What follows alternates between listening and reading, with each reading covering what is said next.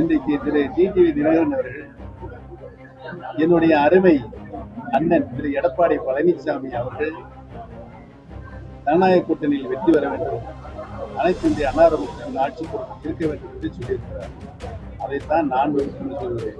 ஆசைப்பட்டிருக்கிறார் என்று சொன்னீர்கள், அது அவருடைய ஆசை சார். அந்த கூட்டத்தில் இதன் மூலம் அவருக்கு அழைப்பு கொடுக்கிறார் அப்படின்னு சொல்லியிருக்காரு. நட்பின் அடையாளமாக அவர் அந்த அழைப்பை விட்டிருக்கிறார். அதிமுகவிற்கு பன்னீர்செல்வம் அவர்களை இந்த அளவுக்கு உயர்த்தி கொண்டு போய் சேர்த்த அதிமுகவிற்கு அவர் நன்றிக்கடன் செய்ய வேண்டும் என்றால் இது ஒரு நல்ல வாய்ப்பு, தேசிய ஜனநாயக கூட்டணியில் இணைவதுதான் நல்ல வாய்ப்புன்னு அவர் சொல்லியிருக்காரு. நான் ஒரு கருத்தை சொல்றேன். இன்றைக்கு திரு டிடிவி தினகரன் அவர்கள் என்னுடைய அருமை அண்ணன் திரு எடப்பாடி பழனிசாமி அவர்கள் ஜனநாயக கூட்டணியில் வெற்றி பெற வேண்டும், அனைத்து இந்திய அண்ணா திராவிட ஆட்சி பொறுப்பு இருக்க வேண்டும் என்று சொல்லியிருக்கிறார். அதைத்தான் நான் சொல்கிறேன். இன்றைக்கு எதிரும் புதிருமாக இருந்த டிடிவி தினகரன் அவர்களும் எடப்பாடி பழனிசாமி ஒன்றிணைந்திருக்கிறார்கள் ஜனநாயக கூட்டணியில். அவர்கள் நினைத்தால், யார் நினைத்தால், திரு டிடிவி தினகரன் அவர்கள் நினைத்தால் இன்றைக்கு எடப்பாடி பழனிசாமி அவர்கள் கையில் யார் கையில் இருக்கு? அவர் கையில் இருக்கு. நாங்க இணைய வேண்டும் சொல்லியிருக்கிறோம்.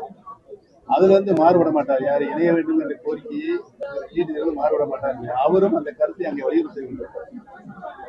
நானே இணையம் தான் சொல்றேன், அவர் இணையம் சொன்னா இணைஞ்சிடலாம்ல. அந்த வேலையை செய்தால் ஆட்டோமேட்டிக்காக அனைத்து இந்திய அண்ணா முன்னேற்ற மாபெரும் வெற்றி அடையும். தேசிய ஜனநாயகத்திலிருந்து இதுவரைக்கும் அதெல்லாம் ரகசியம், பரம ரகசியம். சார், நீங்க எந்த முடிவும் சார் இதுவரைக்கும் எந்த முடிவும் எடுக்க மாட்டீங்கன்னு சொல்லிட்டு உங்களோட இருக்க ஆதரவாளர்கள் நிறைய திமுகவுக்கு எல்லாமே போயிருக்காங்க சார்.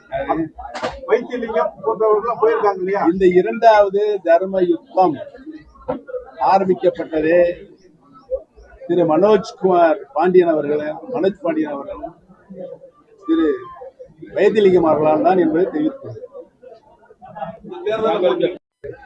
செய்தித்துறையிலிருந்தும் தொலைக்காட்சி துறையிலிருந்து பரப்பிக் கொண்டிருக்கிறது. அதை நிறுத்த வேண்டும் என்று சொல்லியிருக்கேன். பணிவான வேண்டும் பார்த்தா உங்களுக்கு பாவமா தெரியலையா? அந்த மாதிரி பொய் செய்திகளை வெளியிட்டு கொண்டு இருக்கீங்க. இப்போ அண்ணன் தெரிஞ்சு அதை போட்டு பேசினாரு, பொறுமையா இருக்கப்பா. அதை இங்க குழப்பம் ஏற்படுன்னு ஒரு பத்திரிகை ஒரு தொலைக்காட்சியை போட்டு எந்த விதத்துல நியாயம் ஒழித்துக் கொண்டிருக்கிறார். இது எங்க குழப்பம் வந்துச்சு? எதுக்கு அந்த தொலைக்காட்சி அதுக்கு முந்திக்கிட்டு போய் செய்தி போடுறீங்க? குழப்பம் விளைவிக்க வேண்டும் என்று சில செய்திகளில் அது வந்திருக்கிறது, தவிர்க்கப்பட வேண்டும்.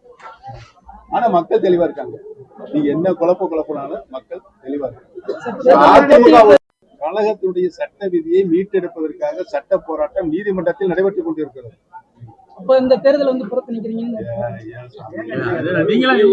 இப்பதான் சொன்னேன், நீங்களா ஒரு கருத்தை திணிக்காதீங்க. தமிழக மக்கள் எடுத்து தொடர் திணிக்காதீங்க சொன்னேன்.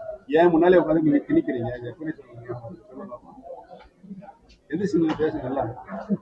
முன்னாடி செல்லாயிடுச்சு, நாங்க அண்ணன் தம்பிய சண்டை போட்டாலும் திமுகவை எதிர்த்து ஒன்று சேர்றோம் அப்படின்னு இருக்காரு.